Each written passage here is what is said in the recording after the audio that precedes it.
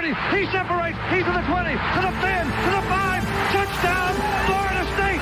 Warwick got up third down. Winky looking Winky. Wants to throw the knockout punch to Warwick. Warwick open. Touchdown. He does a touchdown. He did catch it. Touchdown, Florida State. Oh, Peter Warwick, how'd you do that? Kermit Whitfield to the left side. A hole to the 30. Kermit Whitfield to the 30, to the 20, 15, 10, 5. Touchdown up and down. Kermit Whitfield, a 100-yard touchdown. Here's the snap. Winston rolling right. Throws the pass on the other. It's caught. It's caught. It's caught. For the end zone battle, Coleman, touchdown. We're doing it for everybody. We're doing it big all over the country, all over the world, and I'm proud. I'm proud to say I'm a Florida State Seminole.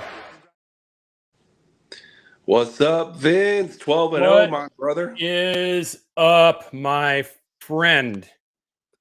Vince, But you're going to be in the car. You're not in the car. No, we were at someone's house for the game after packing all day, and I figured I'd do this before I hit the car to go back home. Oh, that packing sounds like a whole lot of fun. Yeah, can you see it in my eyes? Yeah. Yeah. Hey, so we got to talk through like just the emotions of this game. Like the emotions of this game. By the way, Garnet and Old, no inside info, no contacts, no problem, no losses during the regular season. Neither one of us predicted that. No, neither one of us predicted that. And it was kind of, we can talk more about this in our show next week, but yeah, John, let's flip and go, man. Let's go. I kind of assumed the game would start out slow. Yeah.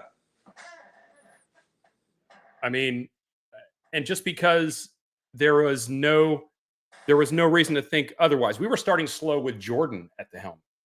Yeah. So you bring in Tate and it's going to start slow. And I don't, we make fun of other teams. We make fun of rivals. And it's what you do as a rival. That's what you do. It's part of the fun. But I knew you even talked about this. This is not an easy place to play. No. Rivals are always going to be up for the game. It's rare that you beat down a rival. It's rare that you beat a rival 45-3. See Alabama, Auburn, see Georgia, Washington, even struggling with Georgia Tech. Yeah, and Georgia's just now pulling ahead in that game. So, I mean, the whole thing is, can you weather that storm? And with Jordan at the helm, I'm thinking, yeah, absolutely, we can weather the storm, right? Because it's Jordan. We're all used to that. But with Tate, you just don't know. And if you want to look back throughout the whole game, the ending score is what, 24-15, right? Yeah. Really, their touchdown is a gift. Yeah. That is a ridiculous call for that. I don't even know what they called it. It was personal foul, unnecessary roughness. Yeah, it's unnecessary roughness that we sacked your quarterback. But that was a gift, right? So other than that, though, the safety, sure, and then field goals and a lot of missed ones. How are you feeling throughout the game, Ryan? For the first quarter, pretty down just because, everything that could go wrong was going wrong. That BS penalty, cost us a touchdown. They got a touchdown, I think, like 2 plays later on that drive. And then the punt that, went into the stands and gave them the ball. And so it just felt like it was snowballing and it was going that way in a hurry. But then, did you get a sense that maybe in the first quarter, a little deer in the headlights for Tate a little bit, and then all of a sudden, once he hit that first, he threw a cannon of a pass over in the middle of the field, and then it felt like he kind of loosened up a little bit. I think, yeah, absolutely. I mean, I think it doesn't. It depends. Like you or me in our job, right? Say we've got a new job. Until we have a couple successes, we're not starting to feel the confidence yet. It's the same thing, I think. He had a couple throws. Once he had a couple throws and a couple first downs, I think things are better. I was screaming several times, man, run the ball. He's holding the ball too long. He's afraid to let go. He's afraid to let it rip. He's not used to the clock. He's afraid to let it rip. He's afraid of the consequences, I think. Right. But that one time he ran and he literally almost got the first down. But, thank heaven the Gators are several years behind in terms of building their culture up. They are still making ridiculous Spitting on people. penalties. Yeah. And hey, we remember those days. We do. We do remember it. But Vince, last thing I'll say about Tate is courageous man. Because are you surprised he wasn't out completely for concussion protocol after that hit? Because when he started coming back in, I'm like, for those of you who don't know, like you don't have a Florida State doctor do that. The NCAA has a third-party, non-affiliated doctor at every game or nursing staff that evaluate for concussion protocol, and I'm sure that's what they did in the tent. But then he came back out, so he must have passed concussion protocol. But first of all, dumb play by Florida, because had they not done that and let him just slide, it would have been fourth down, and we might have had to punt to them. That gave us the first down. That pretty much ended the game and their chances at that point. But tough performance by Tate Benson, man, running for what is it, three touchdowns tonight? Yeah, and there was some of the runs that I'm like, man, what are you doing? What are you doing? The first one in the game, just where he stretching the ball, went left to right to left to right to left to right on that one play at the beginning. And they were praising his patience for the whole, on the broadcast, which absolutely. But man, there were some things just like, you know what? Just take what you can get.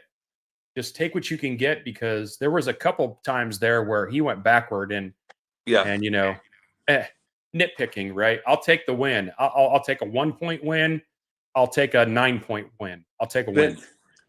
Let's talk about the defense. How many sacks were there? And Jared Verse was unstoppable. Unstoppable tonight. He threw one player into the quarterback and got it basically like a double sack on that. Right. Actually, the Florida left tackle got the sack on that play, I think. Yeah. But, the defense played awesome. They did. And once they, again, second half, right? Florida State outscored them 24-3. You saw the fourth quarter stat, too. They held them to -4 yards in the fourth quarter. So, I can say, should we have beaten them by more? In the grand scheme of things, if Jordan was playing, yeah, absolutely, it would have happened. But I'll take this, man. It is a resilient victory from a team that shows resilience every week. Yeah, I was never worried about. Let's just soak it up too. 12-0, and you could say that over and over. 12-0, an undefeated regular season, first time since 2014 that we've done that, and it just feels so incredible because neither one of us predicted it. We knew this team was going to be good, and what's funny is I would say it flip-flopped. We thought the offense was going to be this juggernaut, and we thought the defense was going to be fine. It really, by this point in the season, the defense has carried the day. Yeah, absolutely. And they've gotten gradually better throughout the year. And definitely, everybody talks about it, but after halftime, the adjustments that they're making, more often than not, are really, really effective. So yeah, hats off to the defense. Once they figured that out, that Florida wasn't doing anything. Florida wasn't doing anything short of us giving them something. And that's the way you could say, well, that's the way it should have been the whole game. Well, you know what? Teams come out and they scheme for us, right? And so they get a couple things going. And but like I said, their one touchdown in the game was a gift. And so listen, Alabama was one play away from losing to 6-6 Auburn. Correct. You had Washington having to hit a walk-off. Yeah, Washington had to hit a walk-off field goal. Yeah. We're not immune to that. So if you're a Florida State fan, you're thinking it should be blowing people out every week. It's not the way the world works. 12-0.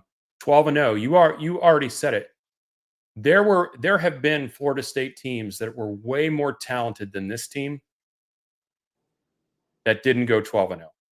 For sure. And would you agree with the sentiment that it's still you win next week, you're in the college football playoff? Because I really believe they're going to drop Ohio State to 6. I think you'll see. I think the rankings will be Georgia, Michigan, Washington, Florida State, and the first one out will probably be Texas or Alabama. Yeah. Probably Texas, then Alabama, I would think. Although, I mean, you never know. I mean, maybe Texas, Ohio State, then Bama. But I think we're back in the playoff rankings in the top 4 this week. I mean, we should be, right? All things being equal, we should be. But if the people in that room are discussing nonsense like, look at the records Florida State should have beaten. Yeah, but all the teams did it today. I was going to say the greatest thing that could have happened today was for all of the rivalry games to be tough. Yeah, I told it was halftime. We were all sitting around having some pie from Thanksgiving pie, Vince, and I told everyone the best thing that happened today was that neither Washington nor Alabama blew anyone out off the field. Alabama, by all rights, should have lost that game. Yeah, and then they, because of weirdness, they end up winning by more than a touchdown. Of course, right, because exactly. of course. Right. Yeah. I mean, I'm not worried about them at all. But hey, if you're watching tonight, you're in the chat here, and if you want to ask some questions or you want to chime in, you just want to revel in it, throw your comment in here. We're going to throw it up on the screen. We're going to talk through it. So my wife and my daughter are in Gainesville right now. Nice. They got tickets to the game, and they asked me if I wanted to go. I call me a bad fan, which would be wrong, but call me a bad fan. But I have no desire to go to that stadium ever again, win or lose. But anyway, they're there, and Gabby just called me here a minute ago. I told her she had to wait till Garnet Nole was done, or she could hop on the chat. We can talk then. So they're celebrating right now, brother. Well, Vince, kind of disappointing Louisville lost tonight because it would have helped Florida State, but I don't think that it changes anything that if you win next week, that no matter what, we're in. Yeah, I agree. They're still going to be ranked, right? They just won't be top 10, right? So, and listen, I honestly believe Oregon will beat Washington next week. Agreed. No, I agree with that. Oregon looked great. And who knows? Iowa could beat Michigan. You never know. They beat Nebraska. Or was that Iowa State? I don't remember. No, I mean, Iowa played pretty well this whole season. I think that could be a tougher game, but I like Oregon. I like Oregon by more than a touchdown against Washington, actually. And that changes up everything in the playoff. Then it's a fight for Texas, Alabama, and all these other teams. And what if Alabama beats Georgia? Team. Yeah. Oh my gosh, the craziness that could happen, right? So, you look at this. Last week you and I are. Oh, okay. Here we go. Kristen Kirk Collins. I missed the beginning of your show. How do you think we played overall? Someone in my house said we didn't play like a top 4 team. I know who that person is. Play like a top 4 team today outside of Michigan? No, none of them played like a top 4 team today because it's rivalry week. I would never, ever claim ahead of time to say we're going to blow out a rival because I've been through too many heartbreaks when we've had the better team. Yeah. So I don't know if we did or we didn't, but when the college football playoff committee meets on Tuesday night, something tells me we're going to be number 4. I don't think there are any great teams this year. And so Kristen, when you're chatting with your cohort there at the house, just remind him that there are no great teams this year. So even just really, really good teams can be in the top 4. Yeah, Michigan, I would say. Listen, I've kind of felt like they were a fraud all year, but they proved. I mean, they played well today. They definitely impressed me watching that game. So I have no problem with them probably being number 1. I wouldn't mind if Michigan jumped Georgia, to be honest with you, at this point, based on that win today, because I think that was a very good win for them. And then interesting next week, man. Alabama beats Georgia because that throws this whole thing into the fire. Yeah, I don't think that's going to happen, but it could, right? It could. So, Chris, and by the way, I think the Gators played out of their minds. Yeah, Vince, this is a mirror image of 2 years ago when we were fighting for bowl eligibility and Jordan Travis on the brink of winning in the swamp. Right? I mean, didn't it feel exactly the same, just reversed? Like Absolutely. they wanted to go to a bowl game. They wanted to beat the number, 5 team in the country. They wanted to end our season. Like, if this was 9-3 or like not a 9-win Florida State team versus a 7-win Florida team, it might have been a little bit more ho hum. But when you have one team fighting for bowl eligibility, and that depends on them beating their arch rival, who just happens, could end up making the playoffs, is an extra motivating factor. So you saw it with Auburn, you saw it with Washington State. It's basically these teams' Super Bowls at the end of this year. Like, they want to make an impact and show that they're finally got the big guy, right? So yeah, and we've been in that position before as well. Where we want to be the spoiler, right? So I get it. I think they played probably, as far as defense is concerned, they played their best defense that they played in the last month and a half. Yeah, right? For sure, and they played good on every. Yeah, and you know what, Ryan? It just wasn't good enough. It wasn't good enough, and the dirty plays didn't help. That does not help at all. And even I don't know if you read, but a friend of the show, Melina Myers, apparently a Florida fan, hit her. I read that. Knocked her hat off. There was a lot of. I mean, hey, you're going to have bad fans in every fan base. You just are. The Noles are no different. I've seen some weird things in my time. But when you go to the rival stadium, which is one of the reasons why I don't enjoy going there, when you go there, you just automatically assume that you're going to be the target, which is unfortunate because it's such a great, the event is so great, right? So why mar it with a bunch of foolishness? But that's what happens. John Bellardino says, wonder if Alford and the trustees talk about the officiating meeting. Get us out of this conference. Get us out of this conference. I mean, if you think about it, like somebody posted this on Twitter too, or X, or whatever it's called. It's just like the ACC to hose its own team on a ridiculous penalty when we're trying to get to the playoff. Yeah. What a bunch of clowns. It doesn't make any sense. This conference is a bunch of clowns. And I'm not saying they should cheat for us. That's not what I'm saying at all. What I'm saying is that flag was bogus, man.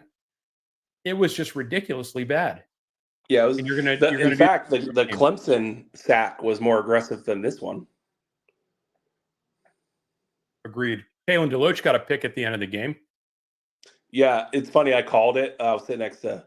I said I tapped the one of our friends, Shelly, is here, and I tapped her on the shoulder. Said, per usual, here comes the game-ending interception. And the next play was a game-ending interception. I got to call you out a little bit, though, man. You texted me, well, that sucked. It's been real. No, I was talking about the officiating. Oh, it's been real. Okay, I got you. I thought you were like ready to throw in the towel.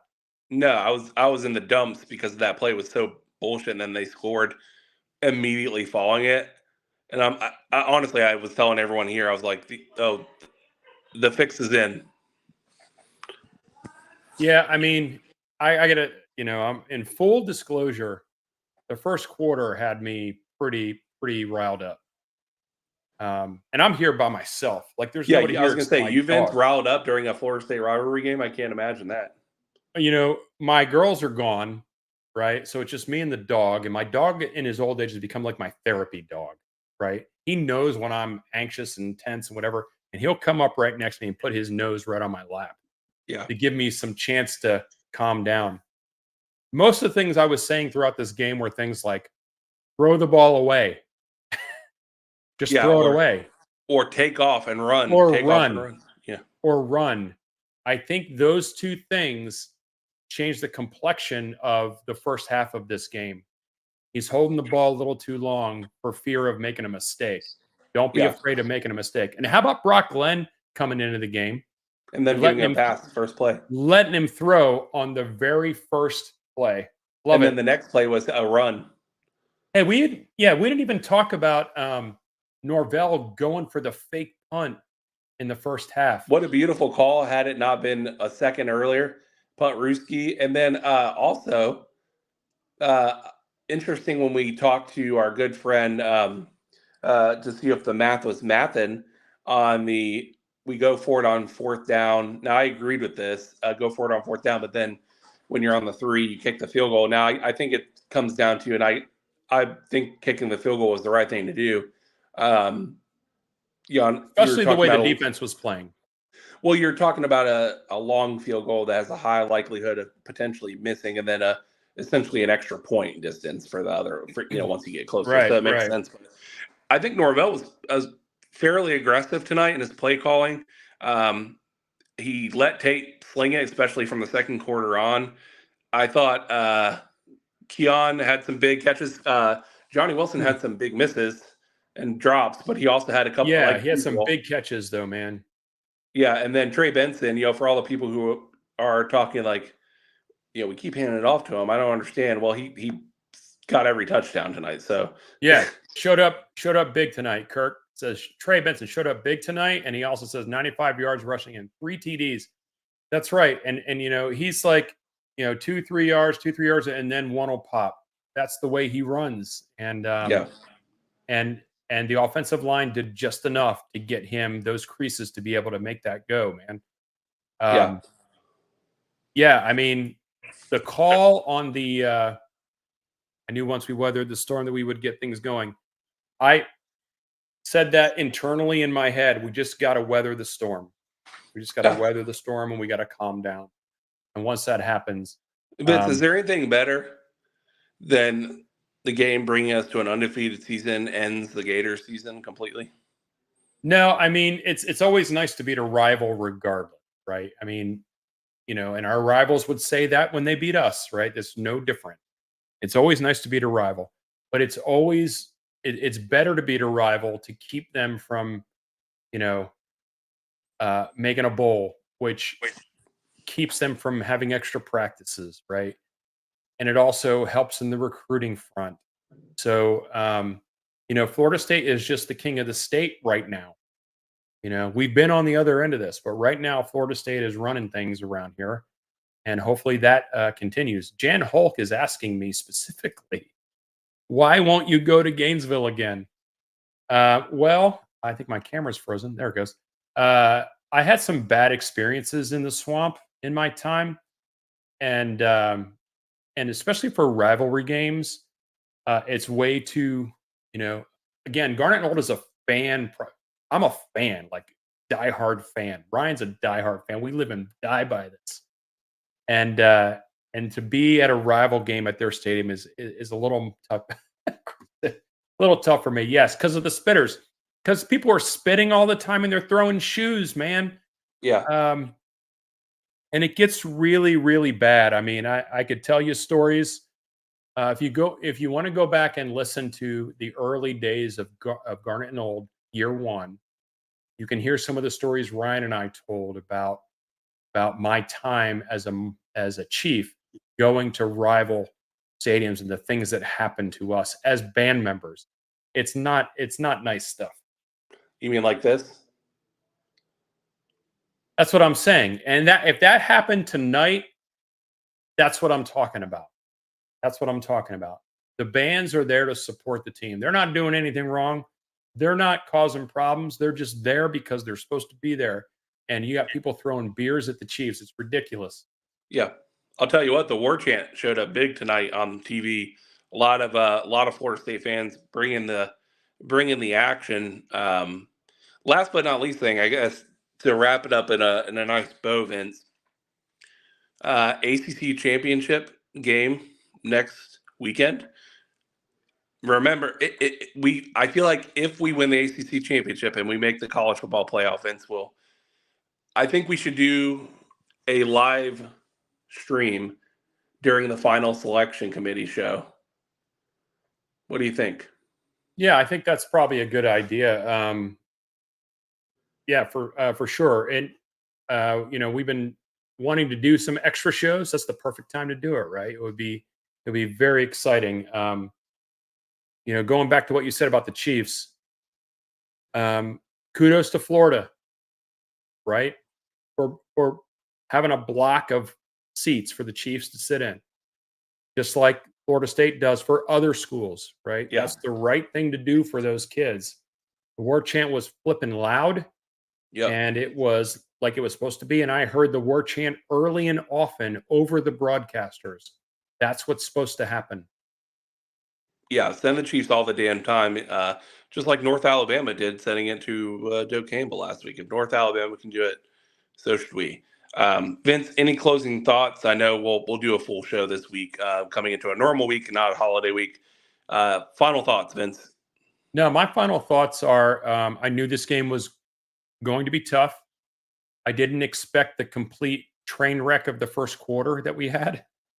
But one thing I always know is that this team is resilient and they do not fold, regardless of who is the quarterback. And they showed it again tonight. This team, if nothing else, is able to weather a storm and come out and fight. And so far this year, it's resulted in 12 wins. 12-0, baby. Keep winning. 18 That's in a what row. Phillips says. That's 18 wins in a row. 18 in a row. And send the Chiefs all the damn time. I mean, I've been saying that, for years. Yeah, my final thing is not only was it fun for tonight and this year, but kind of a little sneak preview of next year, because I thought Tate played extremely well for the situation he was put in, and it kind of eases your nerves headed into next. I know we're not thinking about it yet, but going into next season, probably have a little bit more what's for, in my head, like thinking, okay, well, Tate won on the road in the swamp in a tough situation. We'll be all right. And that's a good feeling.